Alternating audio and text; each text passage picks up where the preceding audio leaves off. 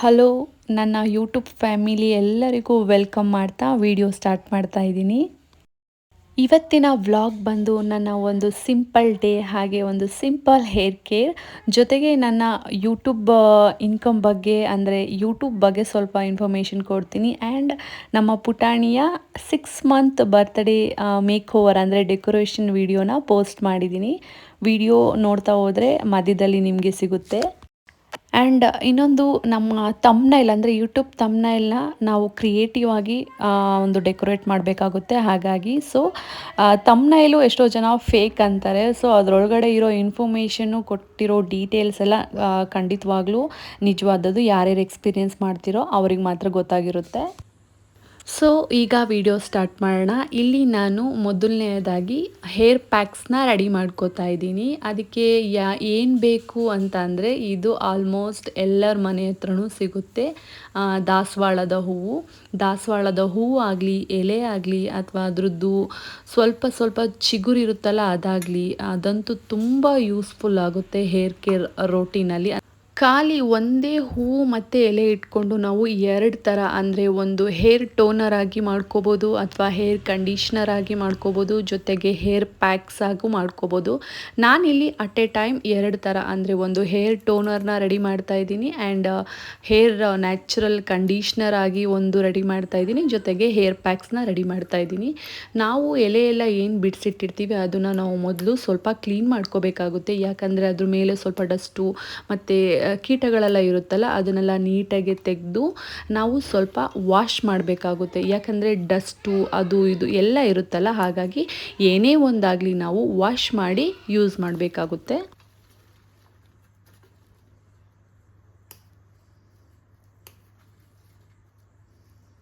So ಈ video screen ಮೇಲೆ ನಾನು ಈ ದಾಸವಾಳದ ಹೂವಿಂದ ಏನೇನು ಬೆನಿಫಿಟ್ಸ್ ಇದೆ ಹೇರ್ಸಿಗೆ ಅಂತ ನಾನು ಪಾಯಿಂಟ್ ವೈಸ್ ಹಾಕಿದ್ದೀನಿ. ಪಾಯಿಂಟ್ ನಂಬರ್ 1 ಹಿಡಿದು ಪಾಯಿಂಟ್ ನಂಬರ್ 8ವರೆಗೂ ನಾನು ಅದರದ್ದು ಕಂಪ್ಲೀಟ್ ಇನ್ಫಾರ್ಮೇಷನ್ ಹಾಕಿದ್ದೀನಿ.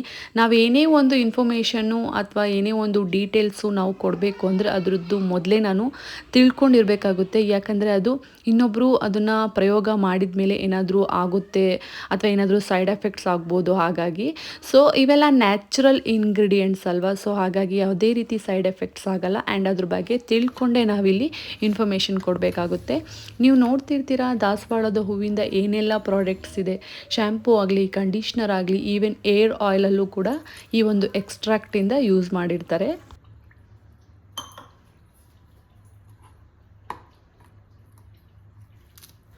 ಸೊ ನಾನು ಆಗಲೇ ಹೇಳ್ದಂಗೆ ಹೇರ್ ಮ್ಯಾಕ್ಸು ಮತ್ತು ಪೇಸ್ಟು ಮತ್ತು ನಾವು ನ್ಯಾಚುರಲ್ ಕಂಡೀಷ್ನರ್ ಆಗಿ ಇದನ್ನು ಯೂಸ್ ಮಾಡ್ಬೋದು. ಸ್ವಲ್ಪ ಒಂದು ಗ್ಲಾಸಷ್ಟು ಅಥವಾ 2 ಗ್ಲಾಸಷ್ಟು ನೀರು ಹಾಕ್ಕೊಂಡು ನಾವು ಏನು ಎಲೆ ಮತ್ತು ಆ ಹೂವುದಿರುತ್ತೆ ಆ ಚಿಗುರನ್ನ ಅರ್ಧ ಮುರ್ಕೊಂಡು ನಾವು ಕೈಯಲ್ಲೇ ಒಂಥರ ಕ್ಲ್ಯಾಶಿಂಗ್ ಥರ ಮಾಡಿದ್ರೆ ಸ್ವಲ್ಪ ಕೈಯಲ್ಲೇ ನಾವು ಹಿಂಡಿದ್ರೆ ಅದರಿಂದ ನ್ಯಾಚುರಲ್ ಕಂಡೀಷ್ನರ್ ರೀತಿಯಾಗಿ ಬರುತ್ತೆ. ಬೇಕಿದ್ದರೆ ನೀವೇ ನೋಡಿ ನಾನು ಯಾವ ರೀತಿ ಮಾಡ್ತಾ ಇದ್ದೀನಿ ಅಂತ ಈ ವಿಡಿಯೋದಲ್ಲಿ ನೋಡಿದ್ರೆ ನಿಮಗೆ ಗೊತ್ತಾಗುತ್ತೆ.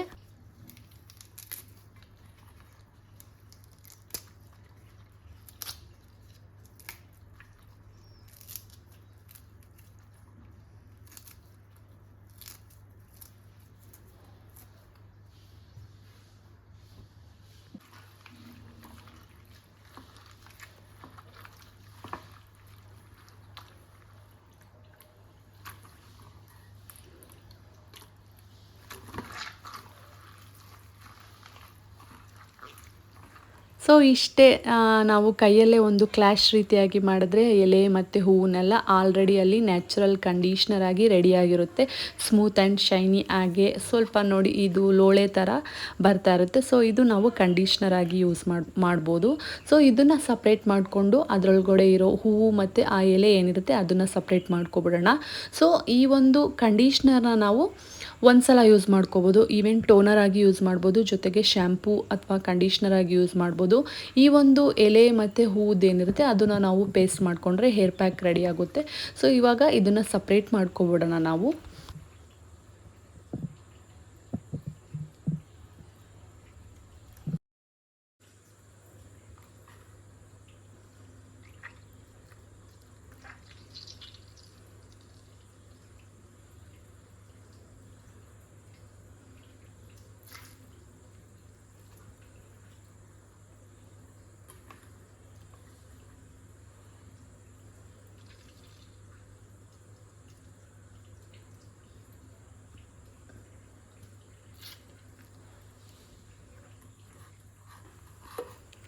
ನೋಡಿ ಈಗ ಈ ಕಂಡೀಷ್ನರ್ ರೆಡಿ ಆಗಿದೆ. ಜಸ್ಟು ನಾವು ಯಾವ ಇಂಗ್ರೀಡಿಯೆಂಟು ಹಾಕೋದು ಬೇಡ. ಸ್ವಲ್ಪ ನೀರು ಜೊತೆಗೆ ಎಷ್ಟು ಬೇಕೋ ಅಷ್ಟು ಹಾಕ್ಕೊಂಡು ನಾವು ನೀಟಾಗಿ ಅದು ಕಲಿಸ್ಕೊಂಡ್ರೆ, ಒಂದು ಸ್ವಲ್ಪ ಹಿಂಡಿ ಕಲಿಸ್ಕೊಟ್ರೆ ಆಲ್ರೆಡಿ ಇದು ಕಂಡೀಷ್ನರ್ ಅಥವಾ ಶ್ಯಾಂಪು ರೆಡಿ ಆಗಿಬಿಡುತ್ತೆ, ಟೋನರ್ ರೆಡಿ ಆಗಿಬಿಡುತ್ತೆ.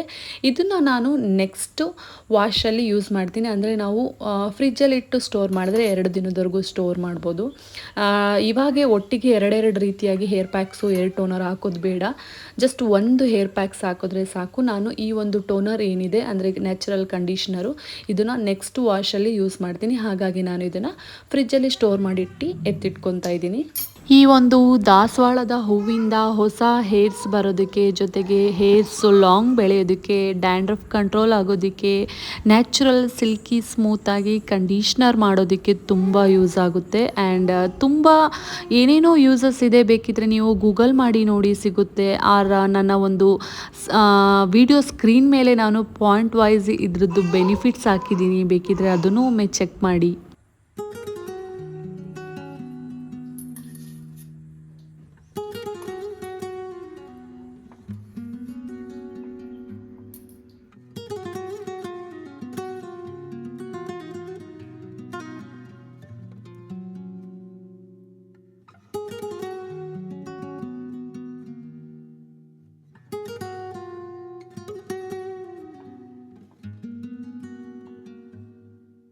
ಇನ್ನು ಉಳಿದಿರೋಂಥ ಆ ಎಲೆ ಮತ್ತು ಹೂವುದನ್ನು ನಾವು ಚೆನ್ನಾಗಿ ಗ್ರೈಂಡ್ ಮಾಡಿಕೊಂಡ್ರೆ ಅಲ್ಲಿ ಹೇರ್ ಪ್ಯಾಕ್ಸ್ ರೆಡಿ ಆಗಿಬಿಡುತ್ತೆ. ಯಾವುದೇ ರೀತಿಯಾಗಿ ಏನನ್ನೂ ಮಿಕ್ಸ್ ಮಾಡೋದು ಬೇಡ, ಎಲ್ಲ ಒಂದು ಎಕ್ಸ್ಟ್ರಾಕ್ಟು ಇದರಲ್ಲೇ ಇರುತ್ತೆ. ಹಾಗಾಗಿ ಜಸ್ಟ್ ನಾವು ಇದನ್ನು ರುಬ್ಬಿಟ್ಕೊಂಡು ಅದನ್ನು ನಮ್ಮ ಸ್ಕ್ಯಾಲ್ಪಿಗೆ ಹಚ್ತಾ ಬಂದರೆ ಸಾಕು, ಹೇರ್ ಪ್ಯಾಕು.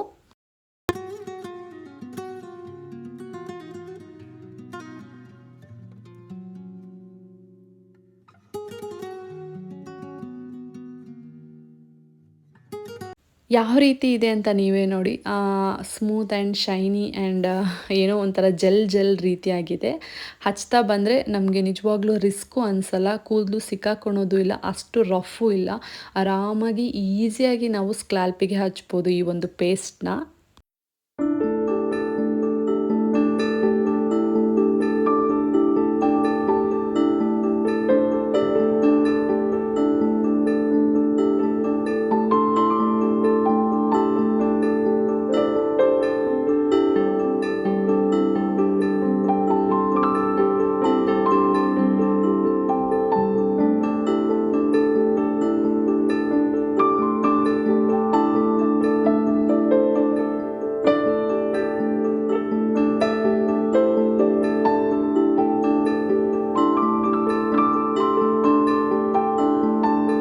ಓಕೆ, ನಾನಿವಾಗ ಏನು ರುಬ್ಬಿಟ್ಕೊಂಡಿದ್ದೆ ಆ ಒಂದು ಪೇಸ್ಟ್ನ ನನ್ನ ಕೂದಲಿಗೆ ಅಪ್ಲೈ ಮಾಡ್ತೀನಿ. ಅದಕ್ಕಿಂತ ಮುಂಚೆ ನಾನು ಸ್ವಲ್ಪ ಸಿಕ್ಕನ್ನು ಕೈಯಿಂದನೇ ಬಿಡಿಸ್ಕೊತಾ ಇದ್ದೀನಿ. ಏನು ಸ್ವಲ್ಪ ಸಿಕ್ಕಾಗಿದೆ ಅದನ್ನು, ಬಿಕಾಸ್ ನಾವು ಹಚ್ಬೇಕಾದ್ರೆ ಏನಾದರೂ ಫ್ರಿಜ್ಜಿ ಮೆಸ್ಸಿ ಆದರೆ ಅದು ಸ್ವಲ್ಪ ಕಷ್ಟ ಆಗ್ಬೋದು. ಹಾಗಾಗಿ ಕೈಯಿಂದನೇ ಸಿಕ್ಕನ್ನೆಲ್ಲ ತೆಗೆದು ಆಮೇಲೆ ಈ ಒಂದು ಪೇಸ್ಟ್ನ ಸ್ಕ್ಯಾಲ್ಪಿಗೆ ಬಗೆಯಾಗಿ ಅಥವಾ ಎಳೆಯಾಗಿ ಬಗ್ದು ಹಚ್ಬೋದು.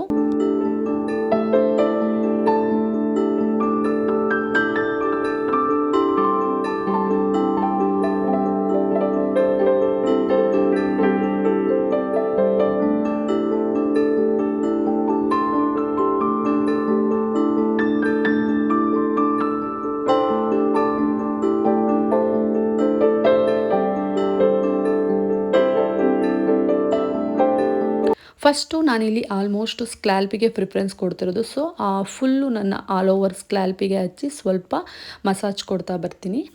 ಆ್ಯಂಡ್ ನನ್ನ ಯೂಟ್ಯೂಬ್ ಎಷ್ಟೋ ಜನ ಕೇಳಿದ್ದೀರಾ ಯೂಟ್ಯೂಬ್ ಇನ್ಕಮ್ ಬಗ್ಗೆ ಹೇಳಿ ಅಂತ. ಸೊ ನನಗೆ ಅಷ್ಟೇನು ಯೂಟ್ಯೂಬು ನನ್ನ ಒಂದು ಚಾನಲ್ಲು ಡಿಸೆಂಬರಲ್ಲಿ ಮಾನಿಟೈಸ್ ಆನ್ ಆಯಿತು. ಸೊ ಇವಾಗ ಅಂದರೆ ಟಿಲ್ ನಾವು 2 ಸಲ ನಾನು ಪೇಮೆಂಟ್ ತೊಗೊಂಡಿದ್ದೀನಿ ಅಷ್ಟೇ. ಅಷ್ಟು ಏನು ದೊಡ್ಡ ಪೇಮೆಂಟ್ ಸಹ ನಾನು ತೊಗೊಂಡಿಲ್ಲ. ಲೈಟಾಗಿ ಮಿನಿಮಮ್ ಪೇಮೆಂಟ್ ಎಷ್ಟು ಬರುತ್ತೆ ಅಷ್ಟೇ ನಾನು ತೊಗೊಂಡಿರೋದು. ಬಟ್ ಎಷ್ಟೋ ಜನ ಯೂಟ್ಯೂಬ್ ಮಾಡಬೇಕು ಅಂತ ತುಂಬ ಜನ ಕಾಯ್ತಾ ಇದ್ದೀರಾ. ಸೊ ಅವರೆಲ್ಲರಿಗೂ ಹೇಳೋದು, ಮೊದಲು ಕಷ್ಟ ಆಗುತ್ತೆ, ಆಮೇಲೆ ಒಂದು ಸಲ ಹಿಟ್ಟಾಯಿತು ಅಂದರೆ ಖಂಡಿತವಾಗ್ಲೂ ಕೈ ಹಿಡಿಯುತ್ತೆ. ಬಟ್ ನಾವು ಹಾಕೋ ವಿಡಿಯೋ ಕಂಟಿನ್ಯೂಸಾಗಿ ಹಾಕಿ ಎಲ್ಲರಿಗೂ ರೀಚ್ ಆಗ್ತಾ ಇದ್ದು ವಿಡಿಯೋ ಏನಾದರೂ ಓಡ್ತಾ ಇದ್ದರೆ ನಿಜವಾಗ್ಲೂ ಅಲ್ಲಿ ಅಮೌಂಟ್ ನಾವು ಅರ್ನ್ ಮಾಡ್ಬೋದು. ಅಷ್ಟು ಅರ್ನ್ ಮಾಡಿಲ್ಲ ಅಂದರೂ ಒಂದು ಮಿನಿಮಮ್ ಬ್ಯಾಲೆನ್ಸ್ ಆದರೂ ನಾವು ಅರ್ನ್ ಮಾಡ್ಬೋದು. ಸೊ ಹಾಗಾಗಿ ಯಾರ್ಯಾರು ಯೂಟ್ಯೂಬ್ ಮಾಡಬೇಕು ಅಂತ ಇದ್ದೀರಾ ಮಾಡಿ. ಫಸ್ಟ್ ಕಷ್ಟ ಆಗುತ್ತೆ, ಏನೂ ಮಾಡೋದಕ್ಕಾಗಲ್ಲ. ಆ್ಯಂಡ್ ಎಷ್ಟು ರೆವಿನ್ಯೂ ಬರುತ್ತೆ 1Kಗೆ 10Kಗೆ 100Kಗೆ ಅಂತ ಅಂದರೆ ಅದು ಒಬ್ಬೊಬ್ಬರು ಚಾನಲ್ಲು ಒಂದೊಂದು ಥರ ಡಿಫ್ರೆನ್ಸ್ ಇರುತ್ತೆ. ನಮಗೆ ಒಂಥರ ಬರುತ್ತೆ ಅಂದರೆ ನಾವು ಎಷ್ಟು ನಿಮಿಷದ ವೀಡಿಯೋ ಹಾಕಿರ್ತೀವಿ, ಎಷ್ಟು ಜನ ನಮ್ಮ ಒಂದು ಚಾನಲ್ನ ಎಂಗೇಜ್ ಆಗಿ ನೋಡ್ತಾರೆ, ಎಷ್ಟು ಜನ ಕಂಟಿನ್ಯೂಸ್ ಆಗಿ ವಿಡಿಯೋ ನೋಡ್ತಾರೆ, ಅದ್ರ ಮೇಲೆ ಡಿಪೆಂಡ್ಸ್ ಆಗುತ್ತೆ. ಮತ್ತು ಎಷ್ಟು ಟೈಮಿಂಗ್ಸ್ ಇದೆ ಅಂತ. ಸೊ ಒಬ್ಬೊಬ್ಬರಿಗೆ ಒಂದೊಂದು ಥರ. ನನ್ನ ಒಂದು ಚಾನಲ್ಗೆ 1Kಗೆ ಅಥವಾ 10Kಗೆ ಎಷ್ಟು ಒಂದು ಅಮೌಂಟ್ ಬರ್ತಾ ಇದೆ ಅಂತ ನಾನು ನೆಕ್ಸ್ಟ್ ವ್ಲಾಗಲ್ಲಿ ಶೇರ್ ಮಾಡ್ಕೋತೀನಿ. ಈಗ ಕಂಪ್ಲೀಟಾಗಿ ನನ್ನ ಹೇರ್ಸಿಗೆ ಏರ್ ಪ್ಯಾಕ್ಸ್ನೆಲ್ಲ ಅಪ್ಲೈ ಮಾಡಿ 1 ಅವರ್ ಅಥವಾ 2 ಅವರ್ ಬಿಟ್ಟು ಹೇರ್ ವಾಶ್ ಮಾಡ್ತೀನಿ. ಓಕೆ, ಈಗ ನಮ್ಮ ಪುಟಾಣಿಯ 6 ಮಂತ್ ಬರ್ತ್ಡೇ ಸೆಲೆಬ್ರೇಷನ್ ಅಂದರೆ ಅದ್ರದ್ದು ಮೇಕ್ ಓವರ್ ಫಸ್ಟು ನಾವು ಯಾವ ರೀತಿ ಡೆಕೋರೇಷನ್ ಮಾಡೋದು ಆ ವಿಡಿಯೋ ಪ್ಲೇ ಆಗುತ್ತೆ, ನೋಡ್ಕೊಂಡು ಬನ್ನಿ.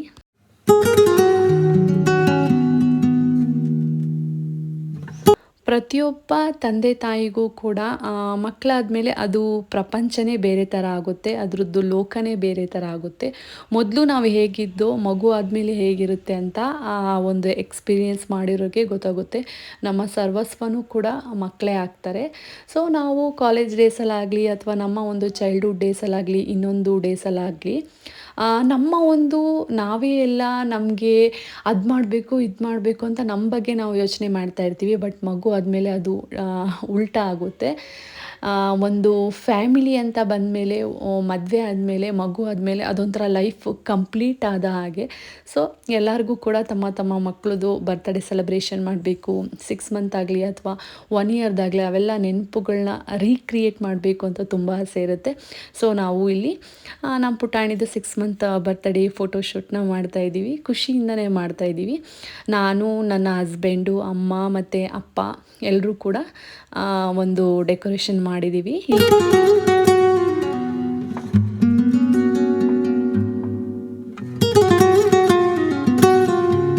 ಸೊ ಈ ರೀತಿಯಾಗಿ ನಾವು ನಮ್ಮ ಪುಟಾಣಿಯ 6 ಮಂತ್ ಬರ್ತ್ಡೇ ಶೂಟ್ನ ಮಾಡಿದೋ. ಇವೆಲ್ಲ ಒಂದು ಆಲ್ರೆಡಿ ಇದು ನಾನು ತುಂಬ ದಿನದ್ದಾಗಿತ್ತು, ಬಟ್ ಇದು ಗೂಗಲಲ್ಲಿ ಸೇವ್ ಆಗಿತ್ತು, ಅದು ಡೌನ್ಲೋಡ್ ಆಗ್ತಾ ಇರಲಿಲ್ಲ.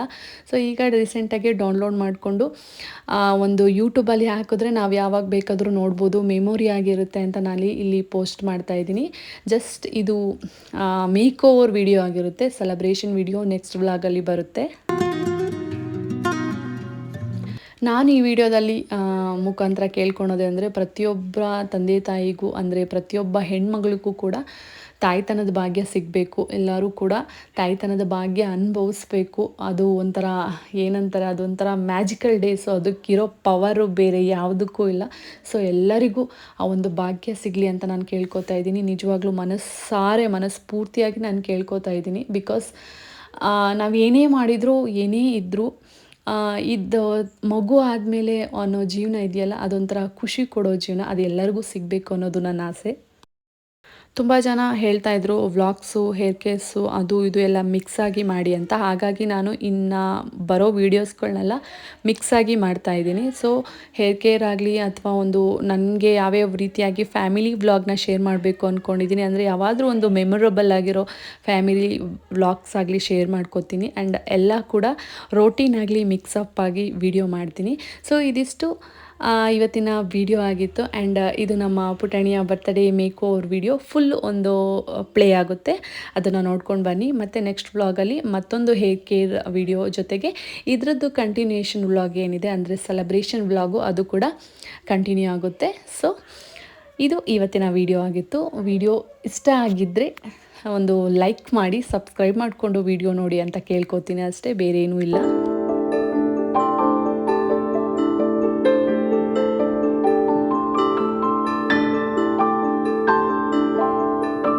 ಆ್ಯಂಡ್ ಇದೇ ವಿಡಿಯೋದಲ್ಲಿ ನಾನು ಇನ್ನೊಂದು ವಿಷಯನ ಶೇರ್ ಮಾಡ್ಕೋತೀನಿ. ಏನು ಅಂದರೆ ನನ್ನ ಒಂದು ಚಾನಲಲ್ಲಿ 6,000 ಜನ ಸಬ್ಸ್ಕ್ರೈಬರ್ಸ್ ಆಗಿದ್ದಾರೆ.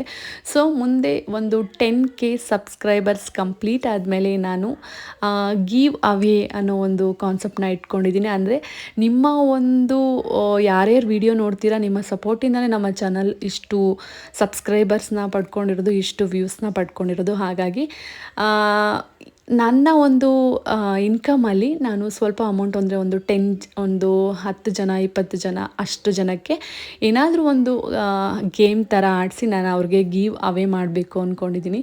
ಸೊ ಯಾರೆಲ್ಲ ನನ್ನ ಚಾನಲ್ನ ಸಬ್ಸ್ಕ್ರೈಬ್ ಮಾಡ್ಕೊಂಡಿದ್ದಾರೆ ಅವ್ರಿಗೆಲ್ಲರಿಗೂ ಕೂಡ ಒಂದು ಆಫರ್ ಕೊಡ್ತಾ ಇದ್ದೀನಿ, ಒಂದು ಬಂಪರ್ ಥರ. ನಿಮ್ಮ ಒಂದು ಸಪೋರ್ಟಿಂದನೇ ಇಷ್ಟು ದೂರ ಬಂದಿರೋದು. ಹಾಗಾಗಿ ನಿಮಗೂ ಕೂಡ ಒಂದು ಗಿಫ್ಟ್ ಥರ ಪಾರ್ಟಿ ಥರ ಕೊಡಬೇಕು ಅಂತ ಅಂದ್ಕೊಂಡಿದ್ದೀನಿ. ಹಾಗಾಗಿ ಬೇಗ 10K ಸಬ್ಸ್ಕ್ರೈಬರ್ಸ್ ಆಗಲಿ. ಆ 10K ಸಬ್ಸ್ಕ್ರೈಬರ್ಸ್ ಆಗಿದ್ದ ಕೂಡಲೇ ನಾನು ಮಂತ್ಲಿ 2 ಸಲ ವೀಡಿಯೋ ಮಾಡಬೇಕು ಅಂದ್ಕೊಂಡಿದ್ದೀನಿ, ಅಂದರೆ ಗಿವ್ ಅವೇ ವೀಡಿಯೋನ. ಸೊ ನೋಡೋಣ, ಬೇಗ 10K ಸಬ್ಸ್ಕ್ರೈಬರ್ಸ್ ಆಗಲಿ.